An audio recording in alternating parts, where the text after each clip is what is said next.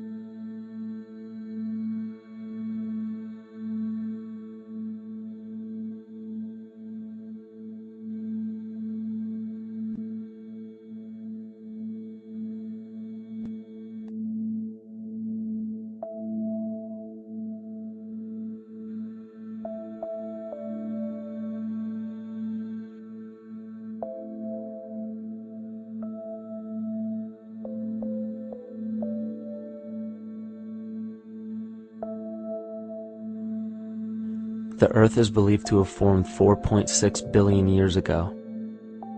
Within the first 150 million years, it began cooling and releasing gases from the lithosphere, which created the earliest forms of the Earth's atmosphere. Prior to the creation of this atmosphere, the sun's ultraviolet radiation made for uninhabitable conditions. But as the Earth cooled further, water condensed in the atmosphere, and oxygen accumulated, making way for organic compounds. This spawned single-celled organisms, and then plant life. And down through time, the evolutionary chain continued. And then we arrive at a species that does not seem to fit as well as the rest. Homo sapiens' gestation period of 9 months mimics the 3.8 billion year evolution of all life on Earth. The human embryo repeats the evolution of all species. When the sperm and egg unite, this new creation is a single-celled organism. Within hours, this single cell divides and multiplies more rapidly than any other species. 4 weeks later, the embryo begins to develop gills mimicking aquatic life. A few weeks later, it develops lungs and a tail with reptilian appearance. From there, a mammal is recognizable, and then onto a primate form. It then sheds its laguna, which is the embryonic fur, and at last shows the characteristics of a human child. The human body is a community of approximately 50 trillion cells. Everything the body does, the cell does as well. Cells have respiratory and excretory systems. They feed, feel, think, and communicate with other cells. Trillions of cells make up a single organism called the human body, and billions of human bodies help make up the organism we call Earth. The Earth has more similarities with the human anatomy than you may think. Earth has its own electromagnetic generation, just like the human body. Research has found that a direct current of electricity flows through perineural cells found around every nerve in the body. These pathways are called energy meridians and have been used in the practice of acupuncture for at least 2,000 years. Dating even farther back is the notion of dragon paths or ley lines in which many megalithic structures and stone monuments were erected, marking the energy meridians of the Earth. These energy meridians are generated by the resonant frequencies of the Earth, called the Schumann waves. Each planetary body has its own resonant frequencies and is determined by the circumference and diameter as well as the speed of orbit and rotation. The Earth's resonant frequency starts at 7.83 Hz and ends with the 7th harmonic at 43.2 Hz, correlating with the 7 chakras. Ultimately, the greatest discovery of our Earth is its consciousness. A visible attribute of consciousness is an energetic field that governs the shaping of organisms. Morphogenesis is a scientific term to explain this very shaping of tissues, organs, and entire organisms. Consciousness is the creative force of the entire universe. It has been given many names such as God, Yahweh, Krishna, nature, the field, and divinity. The entire universe is in fact a single living, conscious organism with complete awareness of itself. The reason why it may seem difficult to comprehend this is because our understanding is typically limited by our language. When we hear the term conscious organism, we tend to anthropomorphize its definition. By giving it human qualities, we mistakenly look past what an organism truly is in the first place. The definition of an organism is any living thing capable of response to stimuli, reproduction, growth and development, and maintenance of homeostasis as a stable whole. Our universe does all of these things. The consciousness of our universe is responsible for the form and purpose that all matter assumes. The Earth's resonant frequencies are a result of its form. These frequencies are responsible for biological rhythms, such as menstrual and circadian cycles, as well as behavioral and emotional patterns. The frequencies are then picked up by the flora and fauna, which are biological instruments that respond to the wave patterns. The wave patterns resonate in the cranial structure of our head and converge in the center of our brain, which is where we find the pineal gland. The pineal gland is believed in many cultures to be the spiritual third eye responsible for intuition. Descartes called it the seat of the soul where mind and body meet. Each individual cell in our body receives an electromagnetic impulse from our central nervous system. They receive the very same impulse that was disseminated to every biological instrument from the earth. An explanation of our conscious universe has been attempted by religion, science, and philosophy. The neglect of biological nature from any organism causes illness. A divorce from nature, exile from Eden, confounding of tongues, they are all symptoms not of a biblical God or deity, but the true self. The greatest and only threat to ourselves is a loss of self, the death of our divinity. As we barrel through history with oceans of information, yet barely a drop of wisdom, we have to understand how we lost ourself.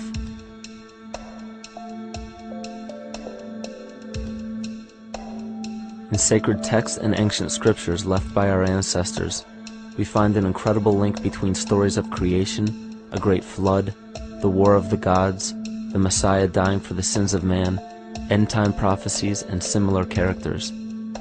These correlations show up in myths from cultures that supposedly had no contact with one another, due to distance in geography and time. The common thread we find that connects all of mythology has its roots in the stars. One of the most revealing accounts is the battle of the gods in heaven and the ensuing flood.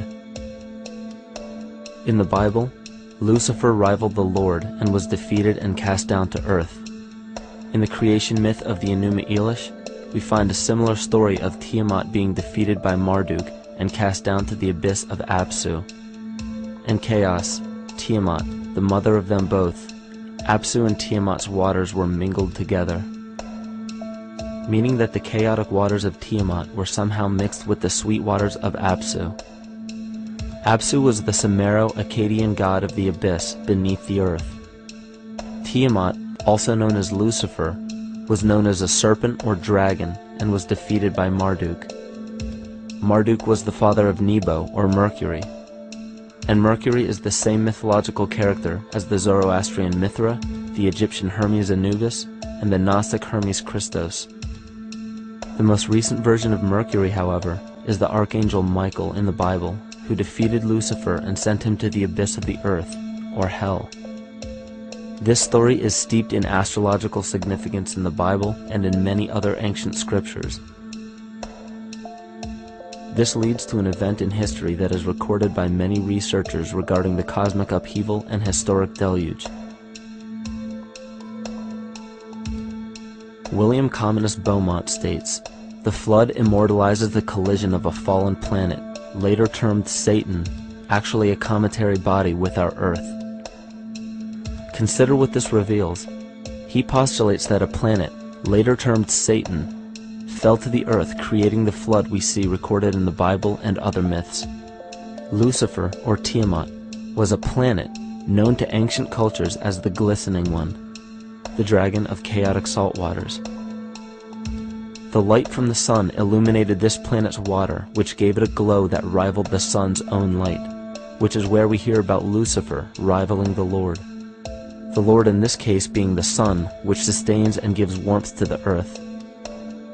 The planet Tiamat, or Lucifer, was destroyed by a cataclysmic event that hurled the watery planet to the abyss of the earth. In the book of Enoch, it reveals, "And behold, a star fell from heaven, and when it fell to earth, I saw how the earth was swallowed up in a great abyss." The myth of the Ute Indians states, "The sun was shivered into 1,000 fragments, which fell to earth, causing a general conflagration. Then Tawats fled before the destruction he had wrought.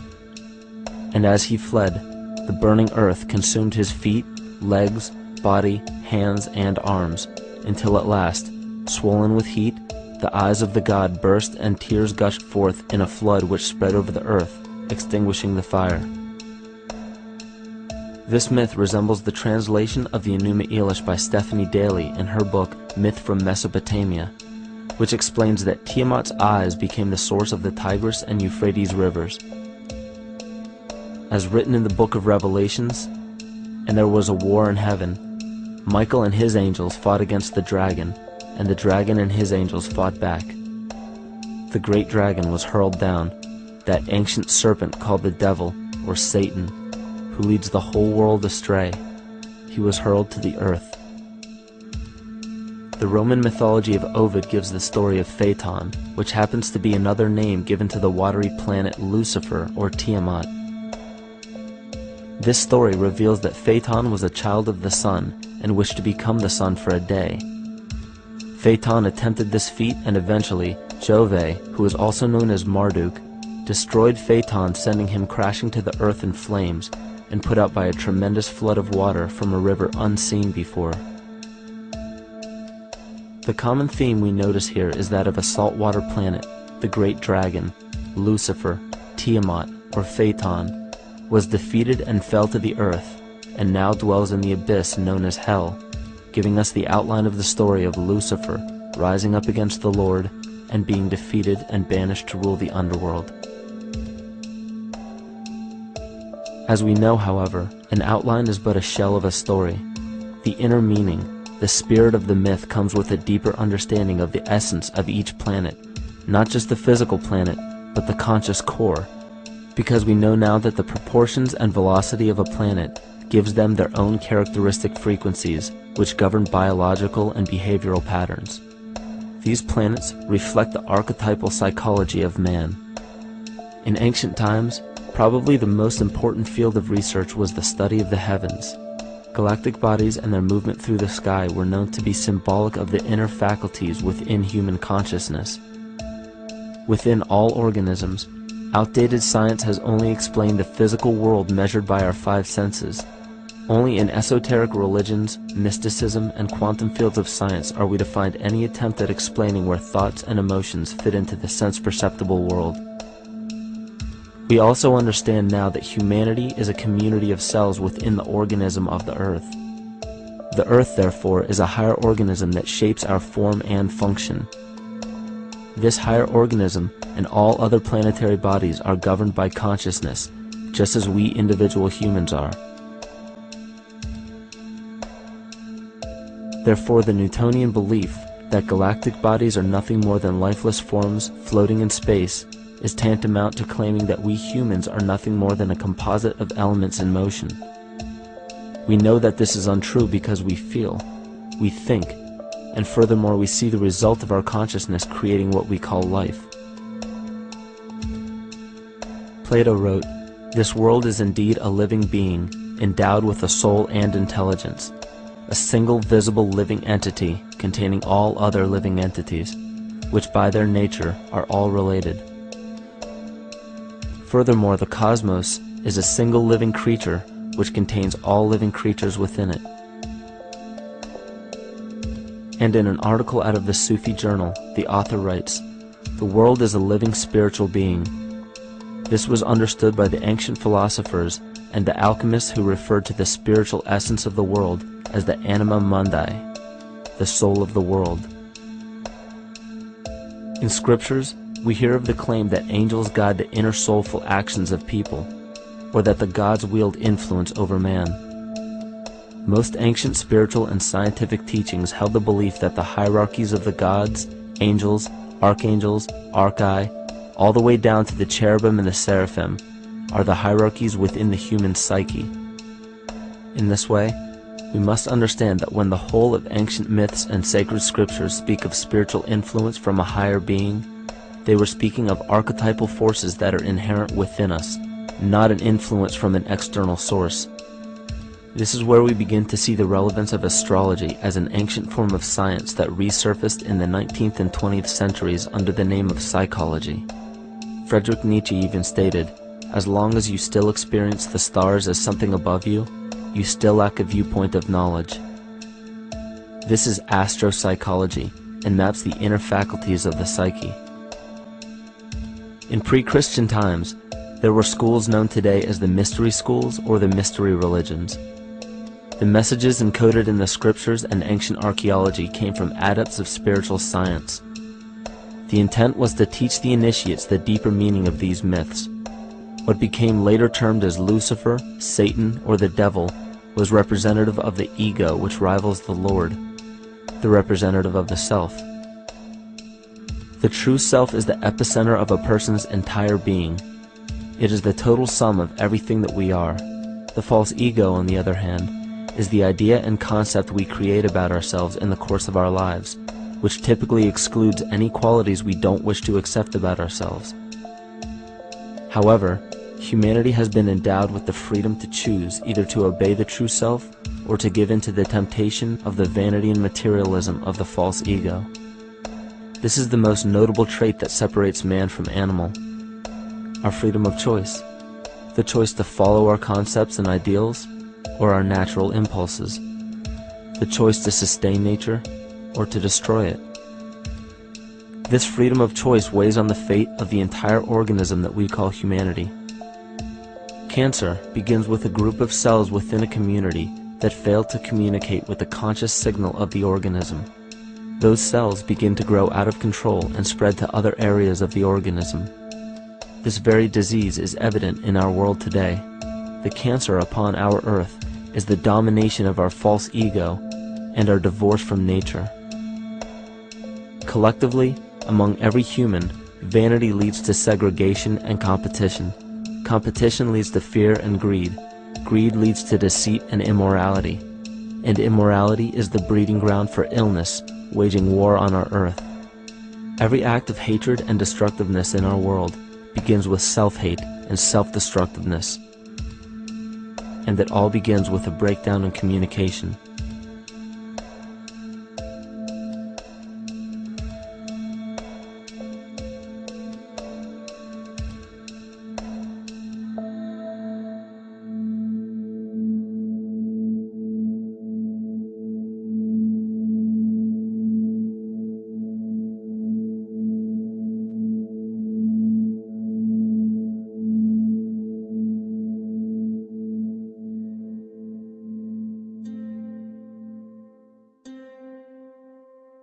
In nature, all that we perceive with our five senses is a result of two fundamental principles. Everything in existence is made of a relationship between vibration and matter. Vibration is a masculine creative force countered by matter, which is a feminine receptive force. Thus begins the principle of duality. We see this duality in ancient myths and philosophies, yet only those philosophies and scriptures that were perverted and raped of the original meaning gave the impression that one polarity was good while the other was evil. The original sages, adepts, and shamans taught that both are necessary, and one would not exist without the other. These two important principles come together to form all things in the universe. This is kymatica. Even language, logos, the communication of any and all things in nature, depends upon this principle. Pete Peterson, in his works Cymatics, the Science of the Future, stated that nature shows examples of kymatica in everything. This phenomena is found to be one of the prime forces that moves biological evolution along its path. Dan Winter reproduced an experiment to prove that the ancient languages of Hebrew and Sanskrit, when spoken, create a vibratory frequency that moved matter into sacred geometrical patterns. Upon further investigation, Hebrew, Sanskrit, Aramaic, Arabic, and other elder dialects have older roots in a parent language of Gaelic and quite possibly an even earlier origin. In Swami Murugesu's The Science of Mantra, he claimed that when a person chanted specific words in Sanskrit while filming a burning candle, the intensity as well as the color of the flame would change due to the frequency that the word would emit. This same science has been shown to lower and raise blood pressure. And in his own words, certain sounds can affect their circulation and nervous system. Whatever change such vibrations cause extends to the mind of a person and also to the surrounding atmosphere, causing warmth or coolness. All this can be known by study and shown by practice. This rediscovered knowledge of the science of sound shows that sound is something more than mere vibratory signals. Not only does sound interact with life, but it sustains and develops it. It acts as a conduit of conscious intent between people, societies, and entire civilizations. Yet the psychic illness we endure due to the domination of our false ego is reflected in the collective. Our psychological schism has shut us off from communicating correctly with our inner self, which is exactly how cancer cells within the body operate. In the collective, we have created a language barrier between humanity and the rest of nature, acting as a global cancer. Recorded in history, the efficacy of the ancient languages has been severely uprooted. The alphanumeric translation from Hebrew to English shows a complete reversal of the two languages, giving the cymatic effect unnatural results. Dr. Leonard Horowitz stated in his work on DNA, 1/3 of the sensory motor cortex of the brain is devoted to the tongue, oral cavity, the lips, and speech. In other words, oral frequency emissions spoken or sung exert powerful control over life, vibrating genes that influence total well-being and even evolution of the species. A degradation of language in this case is shown to affect biology. If something as basic and important as language can be degraded and devalued to such a degree, yet never questioned, what else might we be missing? Think of an aspect of your life that dictates the limits of your freedom. Government and law enforcement, insurance and pharmaceutical companies, taxes, building permits, driver's licenses, and more. There are hundreds if not thousands of stipulations, regulations, and boundaries on our freedom. And out of the ones that were just mentioned, how many have you researched to find out whether they apply to you or not? Let's look at the forms of law that we currently acquiesce to.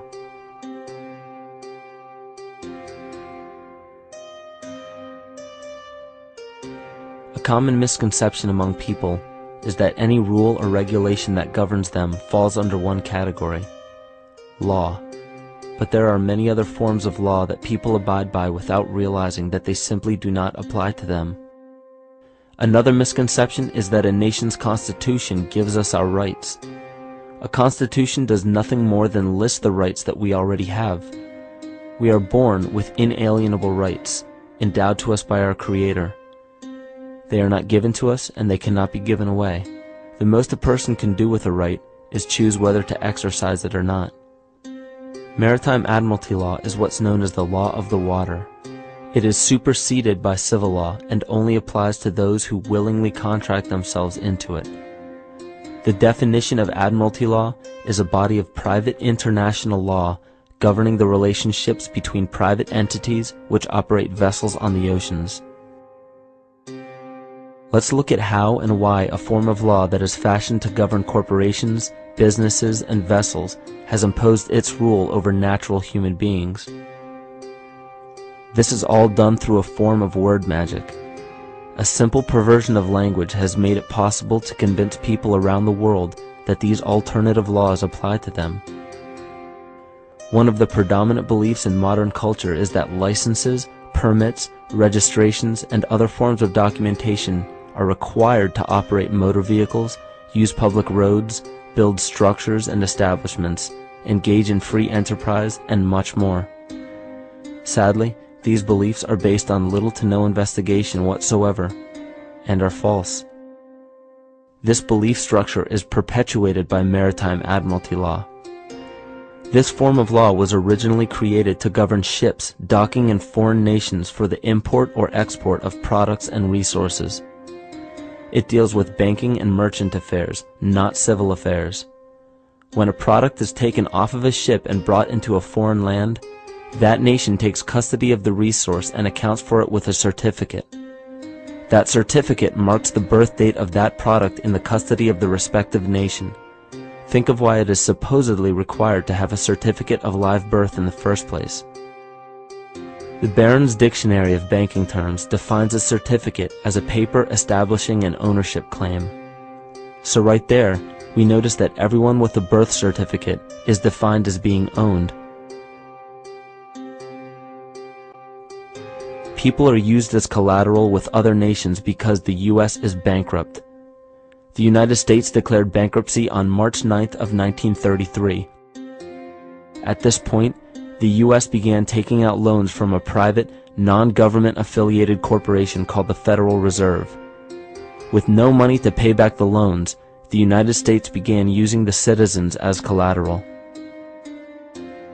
All birth and marriage certificates are literally warehouse receipts. Just look at the similarities of warehouse receipts and birth certificates. Both document the date of issue, a serial number, registration number or receipt number, a description of the product, and an authorized informant to notify the appropriate government agency. With all of this information being readily available, the majority of people are unaware of their involvement with maritime admiralty law. This is possible through the manipulation of language.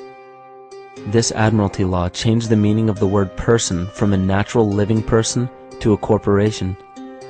Driver's licenses, vehicle registrations, auto insurance forms, building permits, gun permits, work permits, tax filing documents, birth and death certificates, traffic citations, and many other forms of documentation that were once believed to be absolutely necessary only apply to persons or corporations.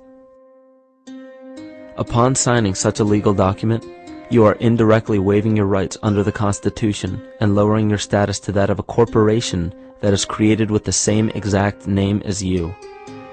The only way to reconcile your true name from the name of the corporation is to take notice that the corporation has its name in all capital letters. This is known as capitis diminutia maxima. You may take notice that your driver's license, birth certificate, social security card, insurance cards, and more use all capital letters to legally represent the corporation with your name, not you. The corporation is known as an artificial person, whereas you, the human being, are known as a natural person. This deception goes even deeper when it comes to the courts that we attend. When showing up to court, you will notice that there are seats for witnesses behind a wooden fence or barrier. The defendant must cross through the entrance to the other side of the barrier where the plaintiff and judge sit. This act symbolizes the boarding of a ship. At this time, business can be conducted in maritime admiralty law. The judge, acting as captain or banker, is responsible for settling the balance between the two sides. This is why there is always a monetary value involved in any court case. The captain is simply dealing with banking and merchant disputes. Once the balance is paid, the case is closed. To turn the court case away from admiralty law where your rights are not protected, you must avoid agreeing to represent the artificial person. This is done by stating that you are the natural person. You don't have a first or last name because those imply corporate title. In a court case, you may state that the court takes judicial notice of your honor's oath of office. Every judge must take an oath of office to practice law, yet you must make it clear to the court and the jury that the judge is acting as judge and not banker. Remember that you are a natural human being of the earth. You are not governed by anything but your own consciousness. Laws are created within a society. The society that created the laws we see being enforced today is called the Law Society. Yet the most beautiful part of this entire deception is the fact that we are not part of the Law Society, so their laws do not apply to us. Judges, lawyers, and law enforcement officers, they're all part of a society. Within that society, they've created their own language that's deceptively similar to English. They have these little things called statutes, acts, and regulations that seem like laws, but they really only apply to those within their society. So that basically means all the traffic violations, minimum age requirements, and everything except for damage to another person or their property doesn't really apply to the natural person. Laws only apply to those within the Law Society. The game being played is an illusion. You can simply choose to open your eyes and reclaim the freedom that you were born with, bound by nothing but the limits of your imagination. These are just a few examples of assuring that your rights are being protected. By far, the most important line of defense against this deception is to be aware of the perversion of language, and be absolutely aware of how you form your beliefs and concepts.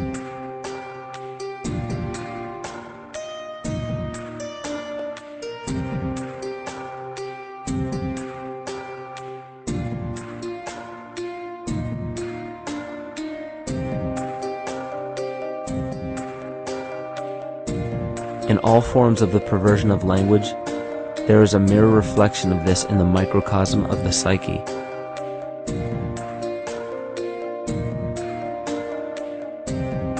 And the problem I see with humanity today is we don't truly know ourselves anymore. We have the 9-to-5 job, we have the house, the children, the bills, the television, the hobbies, and the errands that we run every single day, and we eventually begin to believe that this is who we are. But who are we beneath the job title, beneath the status of mother or father, theist or atheist, Republican or Democrat, black or white, man or woman? Who are we? Who are we deep down inside? We don't know, because every time we hear an answer that we don't want to accept about ourselves, we deny it. We'll pass it off and project it onto somebody else and judge them for it. This is repression.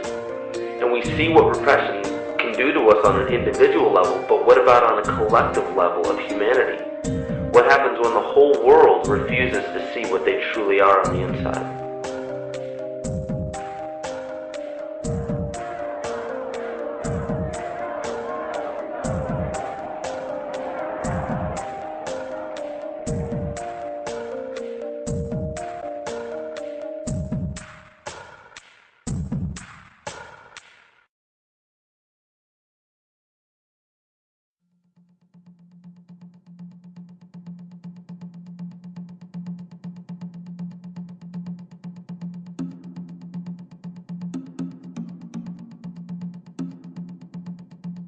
Carl Jung discovered that there is a collective unconscious connected to all humans, meaning that the whole of humanity shares a single mind with one another.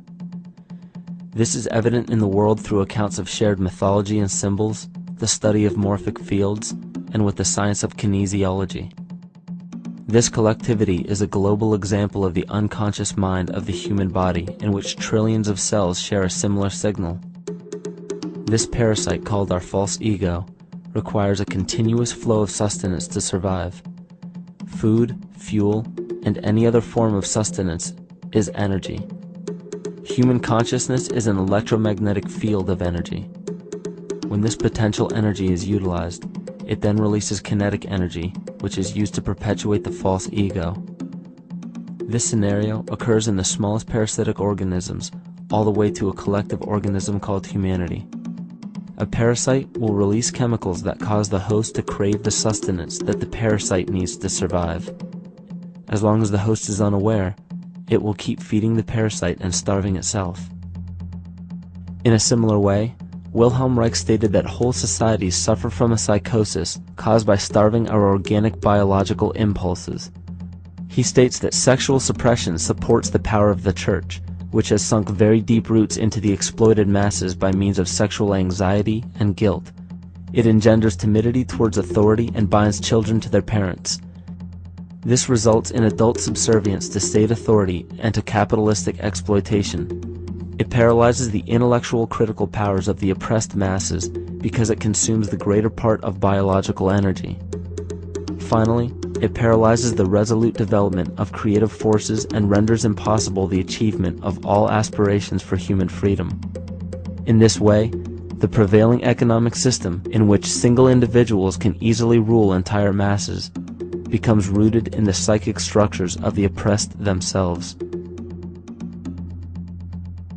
What Reich was showing in this powerful quote is that on a collective level, the suppression of a natural function, whether biological, spiritual, or emotional, will result in an abnormal reaction, a psychic disease. This illness or disease is reflected into the masses through a collective unconscious and acts as an epidemic. Humanity is plagued with an incapacity for freedom, meaning that people en masse lack the ability to govern themselves on a psychic level, and this manifests in the macrocosm as government and organized religious powers, thus opening the throne, our national and individual throne, to anyone and anything.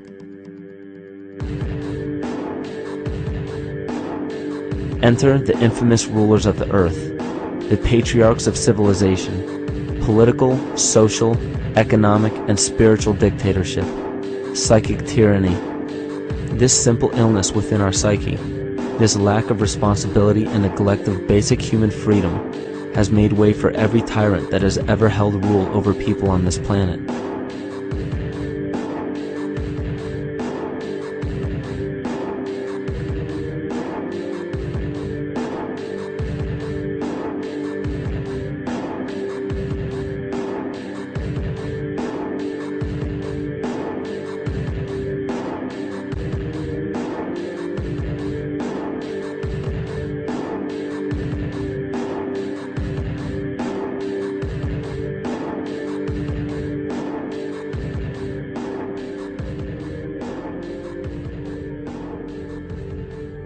But these oppressive tyrants that are demonized by the masses are no different than us.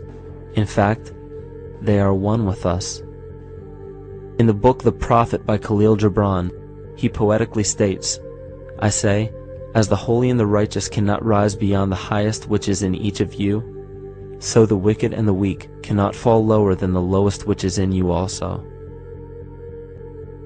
Every one of us has the capability to commit the most horrifying sin or show the most beautiful compassion to our fellow man. This is the very definition of an illness within the psyche and soul of man.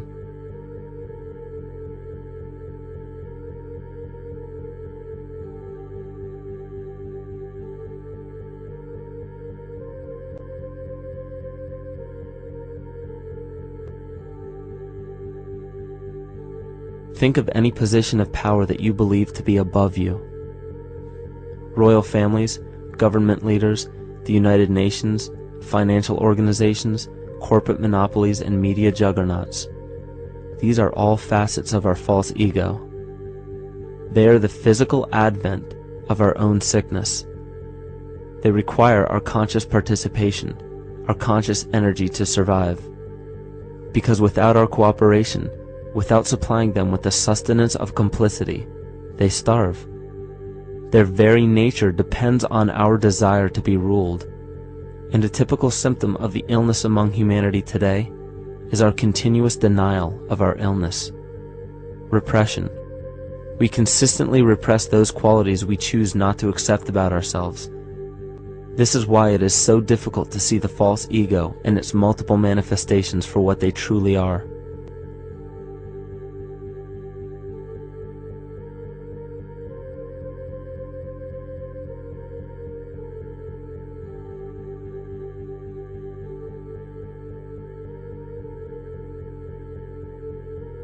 This is the very nature of the false ego. It acts as a red herring to distract us from the freedom we truly have. For this psychic parasite to survive, it must supply us with a chemical that will cause us to remain dependent upon it. In this case, the sustenance is our conscious energy. And in order for us to feed it to the parasite, the chemical of fear causes humanity to crave protection and defense.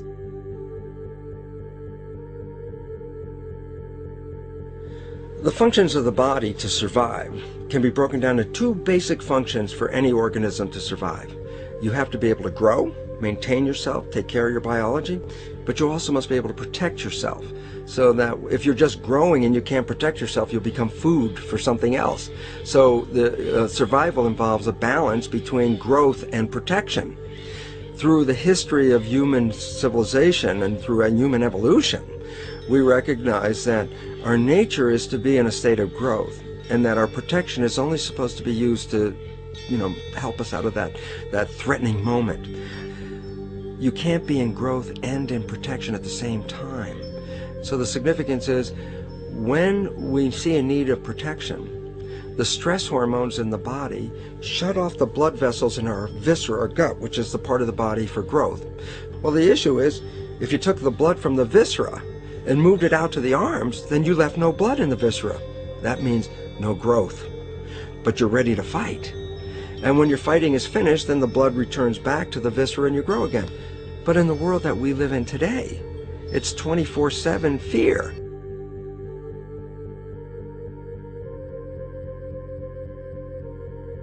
So we have a continuous dripping of that stress hormone into the body. It's just dripping all the time, getting us ready to run or fight or flight at any moment at the drop of a hat. We're ready to go because we're on guard.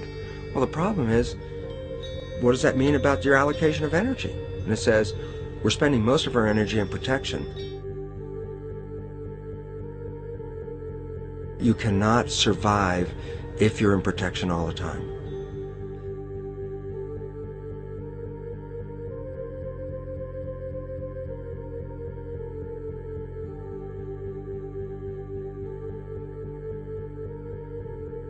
And if the parasite can control the nature of the fear, it can then create a fear among us that only it can defend us against. A recent physical manifestation of this comes from Zbigniew Brzezinski, former Secretary of State who also supported President Barack Obama. In his book, The Grand Chessboard, he states, as America becomes an increasingly multicultural society, it may find it more difficult to fashion a consensus of foreign policy issues, except in the circumstance of a truly massive and widely perceived direct external threat. Even the Reichsfuhrer of the Nazi Party, Hermann Göring, sums up this game of supply and demand perfectly when he stated, "The people can always be brought to the bidding of the leaders." That is easy. All you have to do is tell them they are being attacked and denounce the peacemakers for lack of patriotism and exposing the country to danger. It works the same in any country. It also works the same in every individual psyche. Just remember that the false ego has only one desire: to become greater and more powerful than the true self. This illness causes us to believe that we are separate from nature. This is why we see such a rise in the dependency of technology. This is why we see such little stewardship for the earth and the environment. And this is why we see bigotry, racism, sexism, and every other form of discrimination possible that leads to crime, violence, wars, and eventually, the global destruction of the organism. This endless state of fear, confusion, and segregation our world seems to live in is a symptom of the false ego creating a false threat.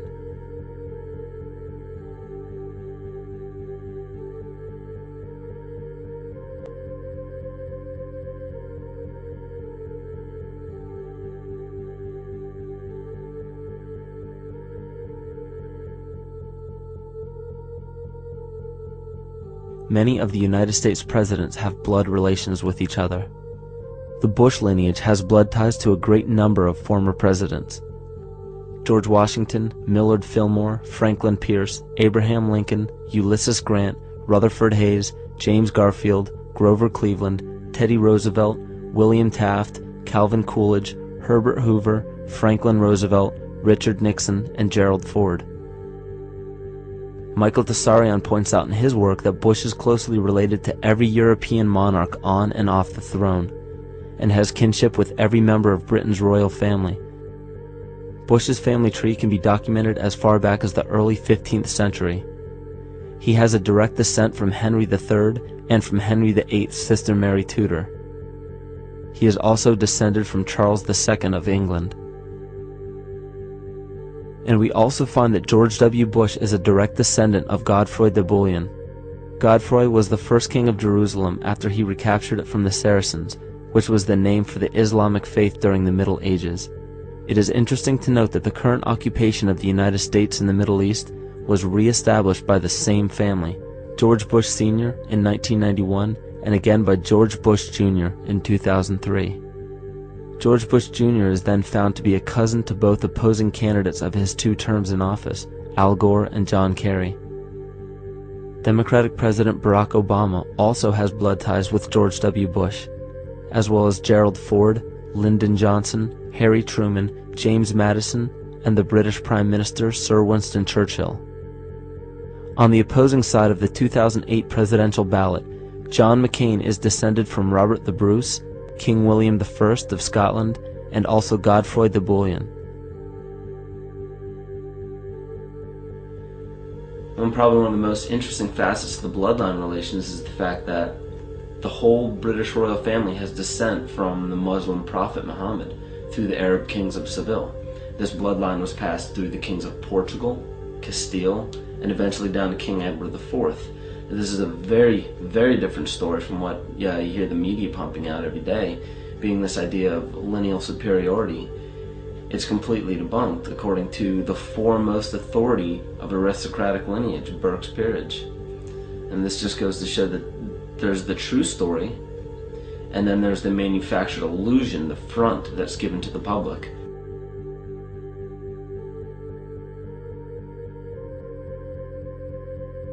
These blood ties go on and are documented thoroughly through literature such as Burke's Peerage and other comparable books. The point of all of this is that we find not just the same people, but the same intent within the people who have held high positions of monarchy, dynasty, aristocracy, and democracy in the past and present, and they are all related by a physical and symbolic link. This bloodline carries the symbol of our illness.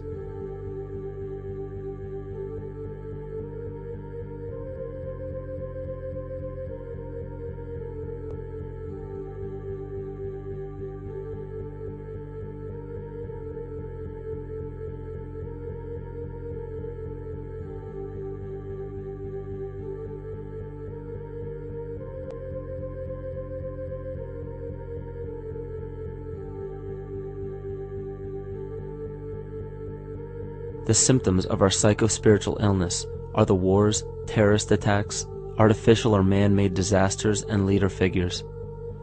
As long as the people remain oblivious to their inner drives and inner nature, they will always fail to recognize why these events take place and why these figures rise to such powerful positions. The reason why we have failed for thousands of years to conquer these archetypal rulers permanently is because for thousands of years we have been fighting the symptoms of an illness and not the root cause. For every corrupt government that falls at the hands of a revolutionary, oppressed people, 2 more will rise in its place every time, because the root cause of a corrupt government does not exist in the individual leading that government. It exists within the psyche of every individual, because an unaware host to a deadly parasite will do anything to avoid accepting his own incapacity for freedom.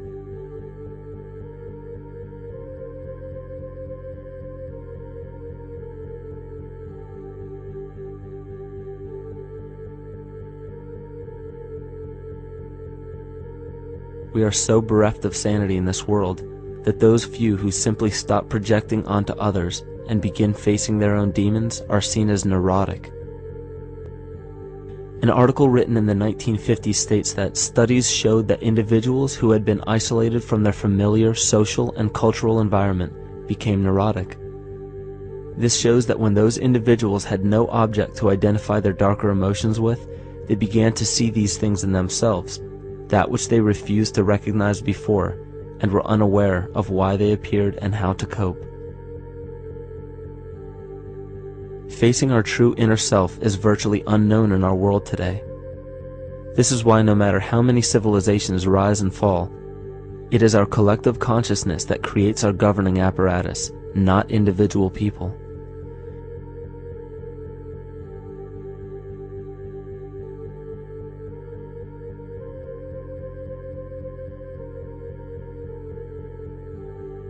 And after countless attempts, you would imagine that people would realize that a physical retaliation may not be the solution. Yet here we are, thousands of years later, with technology that can clone DNA, vehicles that can break the sound barrier and probe the depths of space, and science that can overcome almost any sickness. Yet we still fail to take notice to the importance of thoughts and consciousness. This is the very definition of insanity. And every single one of us is responsible for this psychic epidemic, because we're killing the messenger and paying no attention to the message.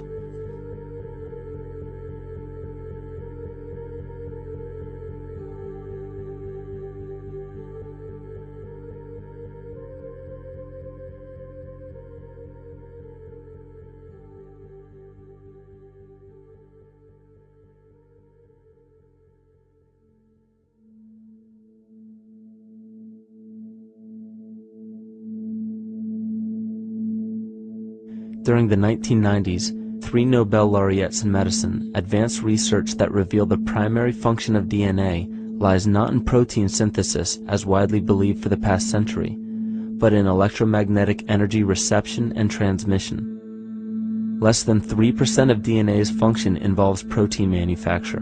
More than 90% functions in the realm of bioacoustic and bioelectric signaling. So why is it important to know that DNA functions in bioelectric signaling?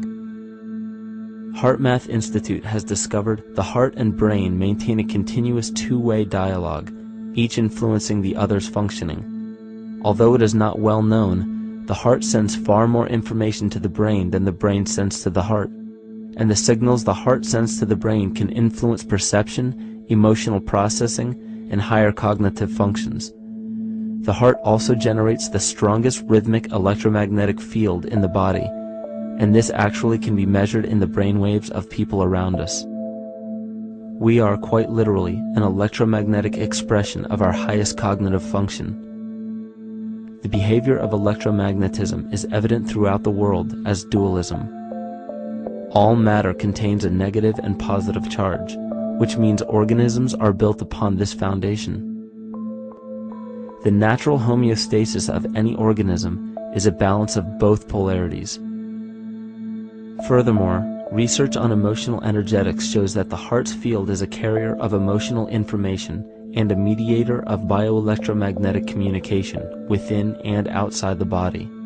Research shows our heart's field changes distinctly as we experience different emotions. It is registered in people's brains around us and apparently is capable of affecting cells, water, and DNA studied in vitro. Fear. The chemical supplied by a collective parasite creates a distinct bioelectric signal given off by the host. This signal is disseminated to the organisms within our community and will grow outward through the entire organism unless it is counterbalanced by an opposing force. Dr. Fritz Alan Popp discovered that the cells in our body communicate through biophotons, which are tiny particles of light that are single units of an electromagnetic field. This communication system within our body also exists between people in what's known as morphic resonance. This was known by the shamans, sages, and adepts of antiquity. These teachings were commonplace in prehistoric cultures. It wasn't by sheer chance that artistic expression and rituals were the cornerstone of every ancient civilization. Art was used as a personal method to exercise the shadow content of the psyche and introduce it to the conscious mind. This was very literally viewed as psychic therapy. Ritual was based around astrological dates. As we've learned, the study of the stars and planets reflect our own astropsychology. The shamans would perform rituals on astrological dates that would correlate with a circadian rhythm or a psychological cycle. These rituals kept the human participants aware of their inner self and prevented the repression of psychological content.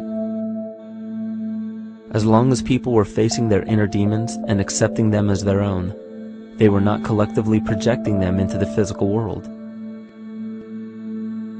If you bring forth what is within you, what you bring forth will save you. If you do not bring forth what is within you, what you do not bring forth will destroy you. The progeny of our psychological disease began growing rapidly after a series of catastrophes forced the collective into a somatic state of fight or flight. This lowered the immunity of the population by introducing a state of immense stress. Our body becomes more susceptible to illness under stress. In this manner, humanity fell ill when entire bodies of land were swallowed up by the floodwaters. This uprooted many tribes, chiefdoms, and civilizations from their homes, and their ritual practices that were used as a conduit for psychic wellness were put on hold in order to survive the catastrophe and seek new homes. The shamans were spread to many new areas of the world. This information has been suppressed. We are made to believe that advanced civilizations such as ancient Egypt and the Mayans of Mesoamerica came about with no prior rudimentary remnants or evidence of evolving intellectual artifacts to bring them to their peak. We are meant to believe that their incredible knowledge of mathematics, astrology, agriculture, economy, polity, and architecture came out of nowhere. This leads many researchers today to the understanding that the origins of these civilizations have been suppressed. Not surprisingly, the force that has guided the suppression of this knowledge comes from the exact bloodline of the political and religious leaders stated previously. These are some of the notable book burnings and suppression of important texts in our history.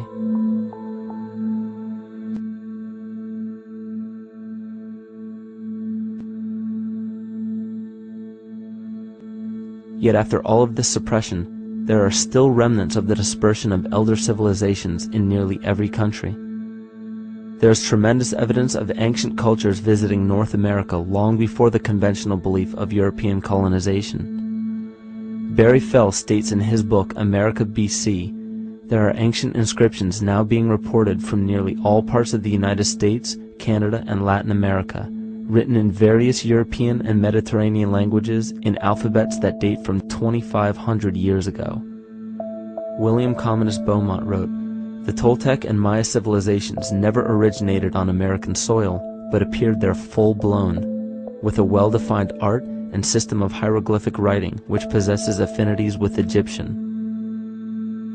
It is found that there are thousands of prehistoric sites across New England and several other northern states showing inscriptions, carvings, and mounds created by Druidic mariners as far back as 800 BC.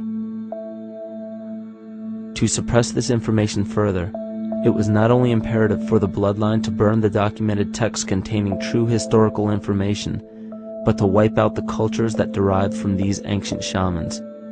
The most devastating genocide ever endured was and still is the annihilation of shamanic tribes. We've lost our traditional roots and don't know about ritual.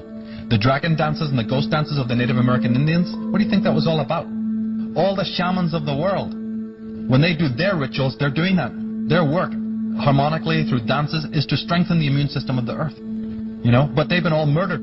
So that was why in the 17th century, exactly the same period I'm talking about, there was an all-out agenda that when you come across indigenous people, you annihilate them. Columbus was sent on his expedition along with agents of the crown to disrupt the lives of the natives and seize mineral resources. He visited every island in the Caribbean, depleting the gold and taking as many slaves of the native Taino tribe as possible. 5 million natives were murdered within 3 years, according to Leah Trabic. Within 15 years, the Arawak tribe of 250,000 was completely wiped out. The population of the United States prior to European contact was greater than 12 million. 4 centuries later, the count was reduced by 95% to 237,000. From 1494 to 1508, over 3 million people had perished from war, slavery, and the mines. Who in future generations will believe this? I myself, writing this as a knowledgeable eyewitness, can hardly believe it. My eyes have seen these acts so foreign to human nature, and now I tremble as I write. Another agent of the false ego bloodline was Hernando Cortez, who decimated the Aztec tribe and plundered their mineral resources. This again was the case through Cortez's second cousin, Francisco Pizarro, who conquered the Incan Empire in Peru. These atrocities are seen throughout Africa, New Zealand, New Guinea, East Timor, and are still seen today in Canada. This was a deliberate attempt to bury any surviving remnants of the ancient world and our true history. It is a naive mistake, however, to categorize and blame everything and everyone involved with politics or religion for this suppression of knowledge. It is only natural for people to crave spiritual understanding when there are so many manufactured missing links and perversions in the spiritual text today. And due to this void of spiritual wisdom, honest and moral people who are simply trying to understand their place in this world become the prime consumer market for those who wish to exploit this vulnerability. The ego is something that is it's insecure. It's something that is in need of control. The ego actually is an inferior thing, but it's trying to act like it is something that is superior. Hence this schism occurs between the ego and between the unconscious or the self. There's a kind of a messiah complex at work here as well, I feel, that we project the savior type ideal on someone, and we expect them to save us, and we're not willing ourselves to kind of deal with this and get to the root of why we perhaps feel insecure, or why we feel we don't have enough power to run our own lives, basically. If we look at the New Age movement, for instance, which is another kind of trap in all of this, where people might end up, actually, they're looking for something so bad that they're taking all these things that are handed to us or to them, but it's not really based on any real understanding. It's still kind of coming from a religious type of perspective. People are genuinely seeking something new. They're genuinely seeking a new type of spirituality, or to better themselves, or to change something, but this is being hijacked. And what they actually do is that they lead you into another type of group mentality or New Age religion, whatever it is, and people still are not able to kind of really break free from that and follow their own journey or their own path, which I think is very important in all of this.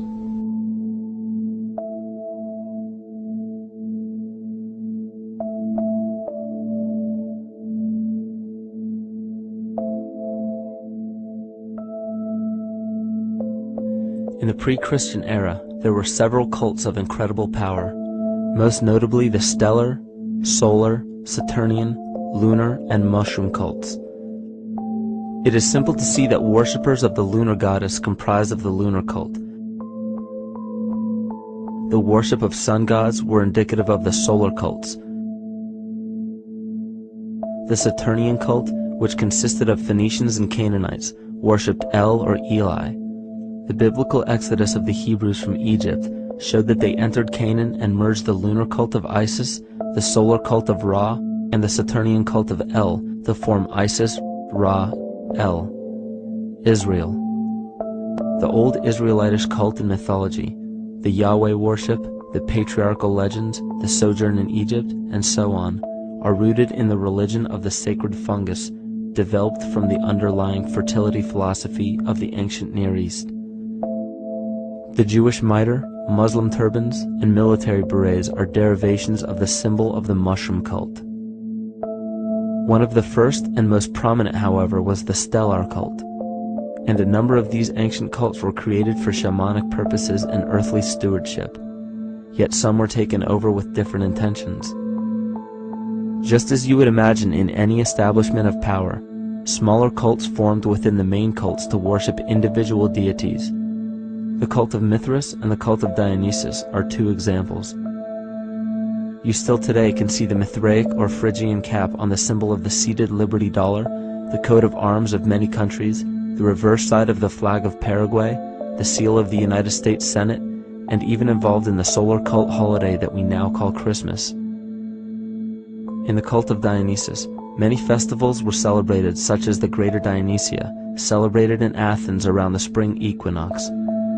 The foremost event in this festival was the Thymelic contest, in which poets, musicians, and entertainers performed in an open-air theater. Musicians did not have to pay taxes, and members of the Artists Guild did not have to participate in military affairs. The cult of Dionysus is still alive to this day as the entertainment industry.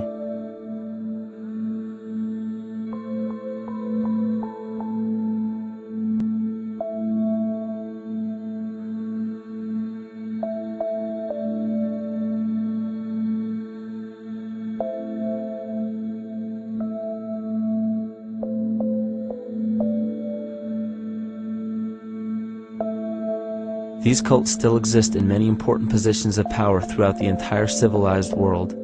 Yet the most important function of these groups is to manufacture the consent and complicity of the people. The conscious mind is the creative mind. It's the one that has your personal identity into it. It does the real thinking. And then there's a subconscious mind. Well, there's no entity in it. The subconscious mind is the equivalent of a tape player. It records behaviors, and then at the push of a button plays a behavior. It's automatic. It's a very convenient thing, because then we don't have to relearn all the time. Once you know it, you can make a pattern. The problem is that the basic patterns of belief and behavior that are programmed in the subconscious mind came from our teachers, primarily our parents, our family, and our community. So most people don't even understand how easily we're influenced by our environment.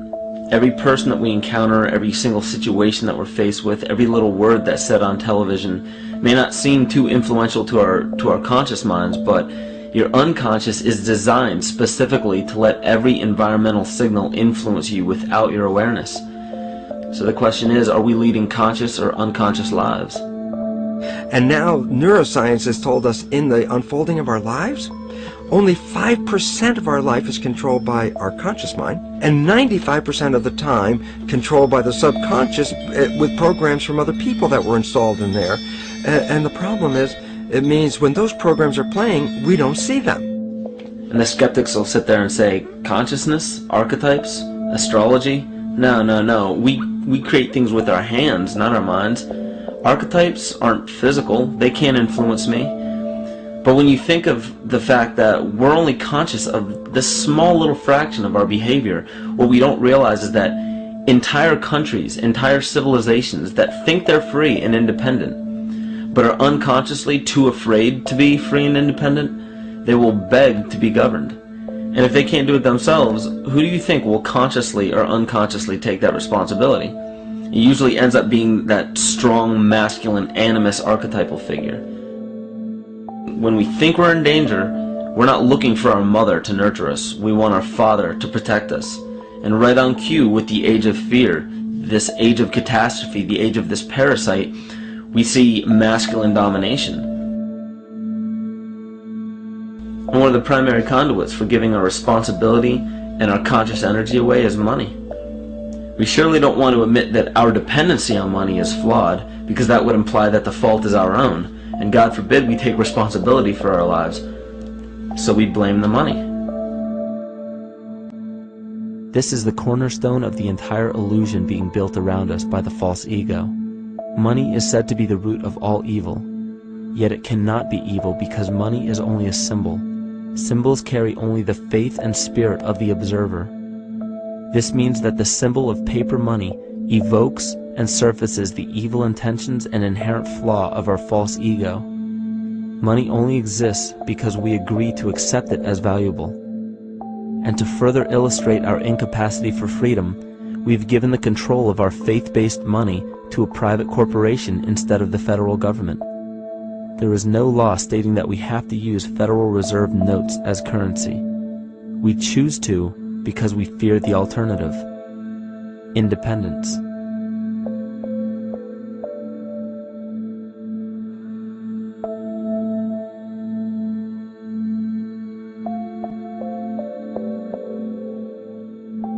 But it's not even really about money, it's about energy, because money is simply this material thing that allows billions of people to crave just one thing and put their energy into the same thing.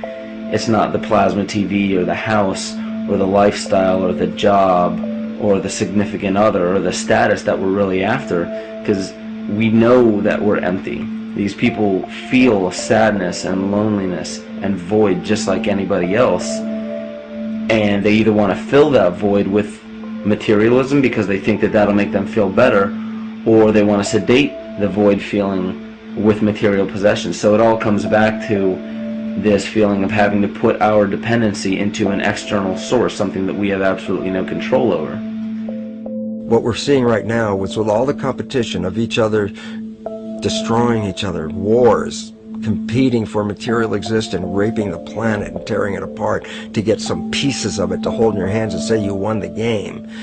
Every one of those moves is destructive, not just of the planet, but of human civilization, because human civilization will thrive with cooperation and will die with competition. And if you operate from these truths, then you end up with the extinction that lies before us.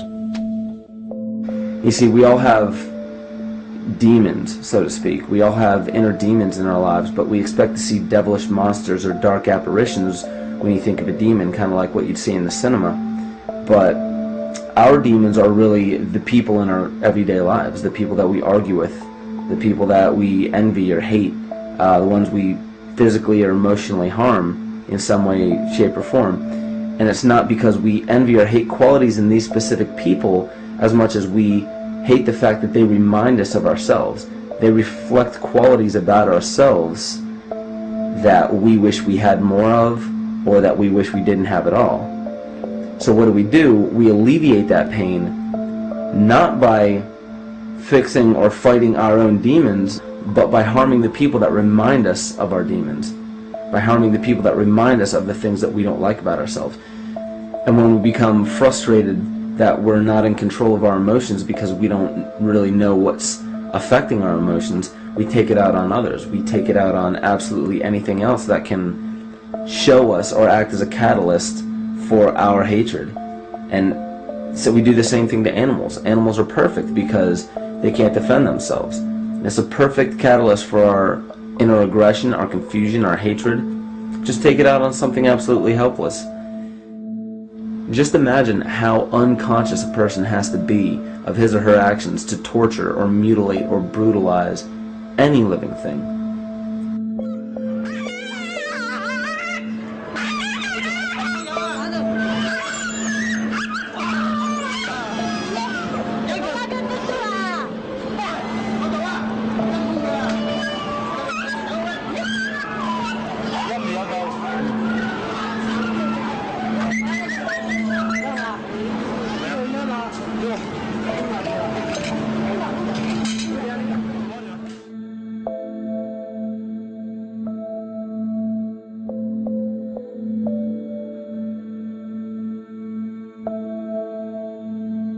The goat's down, and he'll be here, and we can. Ouch! Come on! He bit you. Look at his tail.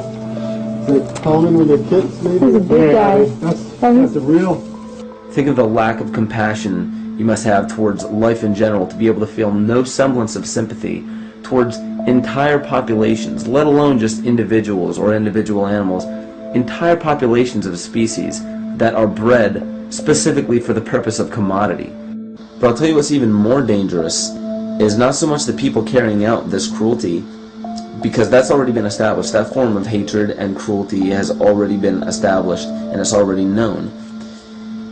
What I'm really worried about is the people who are against inhumanity, the people who are against animal cruelty and feel self-righteous enough to think that it's justified to inflict harm or even wish harm on these people. Because those are the people who take unconscious cruel behavior to a whole new level of conscious cruel behavior that's perfectly acceptable in their minds, because they feel that it's their job to bring other people to justice, like they're an authority figure of some sort. Those are the people who will have a much harder time figuring out why they harbor so much inner hatred and resentment. They don't seem to realize that it's just another form of the same exact hatred. So to keep from facing our inner demons consistently, what do?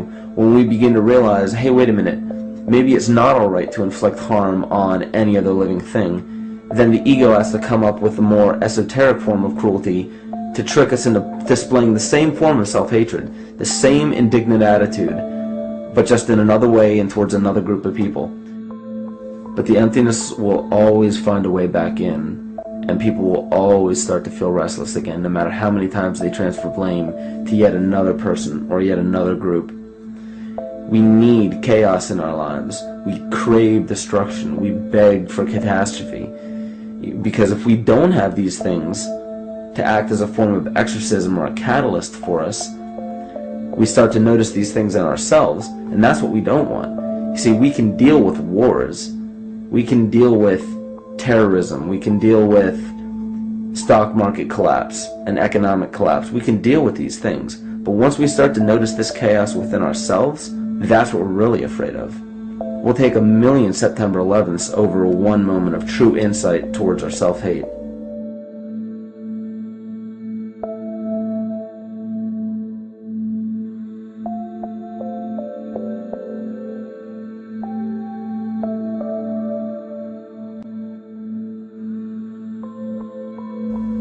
And you know, the most interesting part of all of this is we encounter things every day, every single day, that we either accept with open arms or that we reject violently. The interesting part is not really what we're accepting or rejecting as much as what it is inside us that makes us feel compelled to a certain thing or repelled from a certain thing. There's this fundamental dual behavior of muscular strength or weakness, attraction or repulsion. And what's interesting about this is when you realize that consciousness, awareness, that intangible essence that animates all matter into what we see around us as life, that is where you will find the origin of this dual behavior. It's been explained as the inhalation and exhalation of Brahma, the contraction and the expansion of Ahriman and Lucifer in an anthroposophical setting, the active and the passive qualities in electricity, the masculine and feminine qualities, yin and yang, existence and nothingness. These are all ways to explain the same behavioral process that begins with awareness. It begins with consciousness. And if you get rid of all the images and concepts in our minds of these sayings in your head and just try to feel the difference between the two polarities, you'll begin to notice that all of the different scenarios and possibilities that are playing out in the world all spawn from this common origin. You'll have 1,000,000 people telling you why the Bible is supposedly the Word of God and that you should follow it word for word. And then you'll have another 1,000,000 claiming that it's a form of mind control and not to believe any of it. Everybody will tell you to beware of this or watch out for that. This is good information, this is bad information. And I just have to wonder, what makes anyone an authority figure enough to say that something is true or false? And why are you denying or accepting anything based on the suggestion of another person? Why aren't you making that decision for yourself? Information is information. There's no such thing as good or bad information. It's all what you do with it. I say let everything be your Bible. Give every piece of information, every person, every event or scenario or situation an honest and open mind. Because then it's your responsibility to respond to it in the way that you choose. Not following the herd, not following convention, it's your responsibility. And that's the point when, no matter how many people tell you you're wrong or right, you're not dependent upon their approval. If we at least question our own actions, question our own thought process, and make a conscious decision to what we feel is right every single day, that's what I believe to be divinity. That's true shamanism. And that, to me, is what it really feels like to be alive.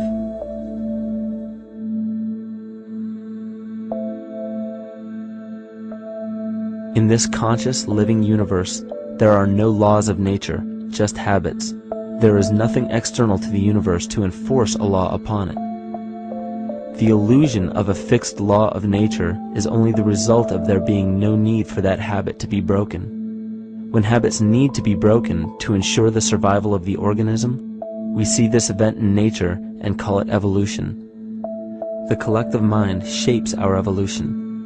And a great example of this is the experiment done by John Cairns in 1988. His team put lactose-intolerant cells in an environment with only lactose for food. Under a law of nature, every one of these lactose-intolerant cells would have died. But surprisingly, they all survived. Every one of them understood the problem that they were facing and replaced the defective lactase enzyme with a functioning one to utilize lactose for food. If a cell has the ability to decide how and when to evolve because it's facing extinction, then anything can. The existing beliefs are that a human body is a biochemical machine controlled by genes, and therefore the behavior, emotions, and character of our biology, our health, our lives, are controlled by genes which we don't control. So this is what we taught people. You're a victim. Genes control your life. You didn't pick them. You can't change them. The genes you end up with program what's going to happen. My experiments on stem cells, which I started in 1967, I'd isolate one stem cell, put it in a petri dish, and then it would divide every 10 hours. So I took all the cells, split them up into 3 groups, and then just put them in 3 petri dishes. And then I changed the growth medium, the constituents of the environment, in each of the 3 dishes. In one dish, the cells form bone. The second dish, they form muscle. And a third dish, they form fat cells. What controlled the fate of a cell? And the first thing you have to say is, well, wait, they were all genetically identical when they were put in a dish. So obviously the genes didn't control it because they all had the same genes. What was different was the environment. And all of a sudden in my career it said, oh my gosh, here I am teaching genes control life, and the cells are telling me genes respond to life. And since you can control the response, you can control your life. It's how you read the environment, how your mind perceives the environment. And if you understand this, then you could lead yourself to the most wonderful expression on this planet, to be fully alive and fully healthy by just how you respond to the world.